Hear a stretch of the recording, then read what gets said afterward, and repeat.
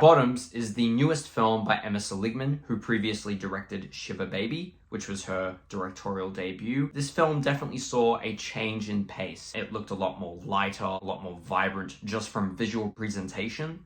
And I definitely feel like one of the main things this film really has going from it, even just from a marketing perspective, is that it feels very approachable in terms of just being a very sharp, funny, and witty comedy film. And in terms of what I think the overall vibe of this movie is, I definitely feel like in terms of its vibe, it should just be something that people enjoy. I feel like this is a film that can just be enjoyed by pretty much everyone. So amidst that, does it really have anything going for it?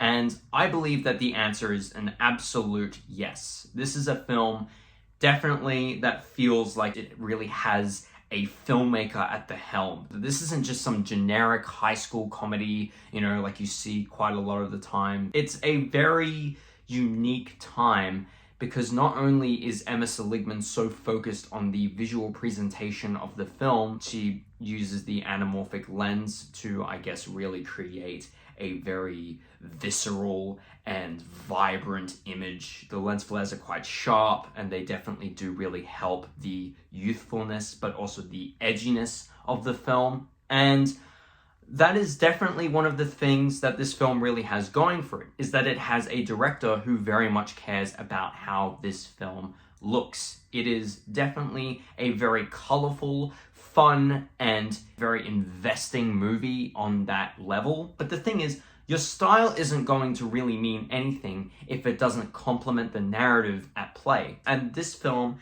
absolutely does wonders with that. There's characters that feel very over the top in nature, but I think that is just one of the best things about this film, is that just from the opening scene, you just have this wonderful palette of characters with different personalities. And the personalities themselves, they really do stick out. This is an example of a film that utilizes its actors so incredibly well. The main protagonist, played by Rochelle Sennett, is probably the absolute star of this film. All the other characters, all the other actors, great, really great. Particularly Marshawn Lynch as Mr. G, man, come on! Maybe the coolest character of the entire movie. But in terms of performance, they are absolutely unmatched by Rochelle Sennett, who is just absolutely insane in this film. She has this very demanding energy, and perhaps one of the strengths of this film really does push its characters to really shine in a lot of unique ways. I just really do think that the core strength of this film really does lie in its character writing. We can definitely sense a lot in terms of who these characters are just from the first few minutes of the film. All the personalities, once again, very distinctive, very unique, and very funny and entertaining. The camaraderie between these characters, very, very fun and entertaining. Once again, Mr. G, my God. One of the things that makes this film so good is just how the narrative is so clearly driven by characters and decisions made by those characters. It is not a film that just has characters sort of dawdling around and the plot sort of progresses for them. That being said, it's definitely not a bad thing in a different context. But what I think makes Seligman's writing so fresh and unique is that it feels as if the plot is primarily driven by the characters' strengths and weaknesses as people. This Fight Club being started out of pretty selfish intentions turns into something greater than anyone could hope for it to be, and definitely feels quite empowering and very progressive.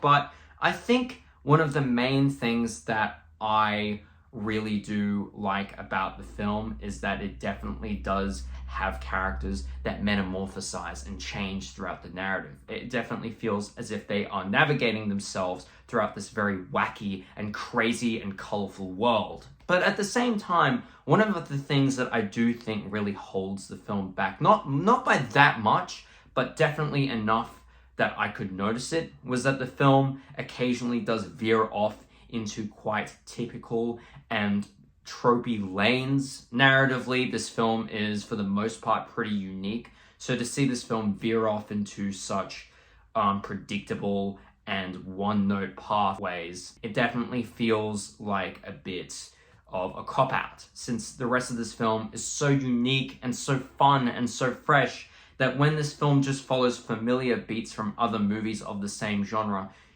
it's kind of disappointing. And that's the thing, is that I feel as if Seligman is definitely inviting us into this crazy environment, but she's not really fully immersing us as much as she could be 100% of the time. I would say maybe about 80 to 90% of the time she's doing this, but when she, once again, when the narrative starts getting conventional on us, it just starts to feel more one note than it really is. The rest of this film is so fun, so crazy and unpredictable that it just makes everything else, every other issue, feel so small in comparison. I definitely don't think that this is the fullest potential that Seligman has reached. I think she can do a lot better, and that's no disrespect to what she's come out with this year.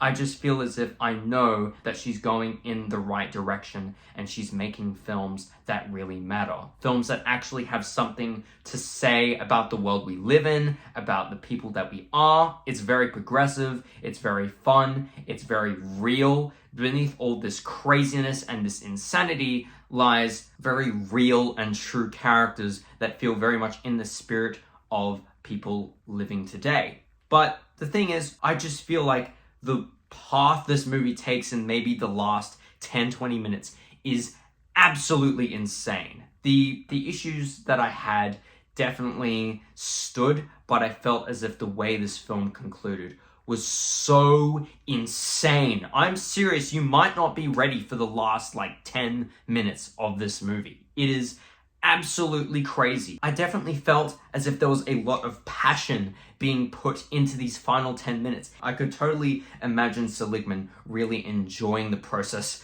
of writing the final 10 minutes of this movie, since it goes absolutely insane. And I mean that. I absolutely mean that, because this film is trying to communicate to us that it's not your everyday comedy. It's definitely something quite special. It's definitely something that's quite meta in places, and it also feels very well representative of the 21st century. It just feels like such a fun time that you can forgive any of the issues that you have with it. And overall, for this film to be as colorful, funny, vibrant, and surprisingly just unpredictable in nature,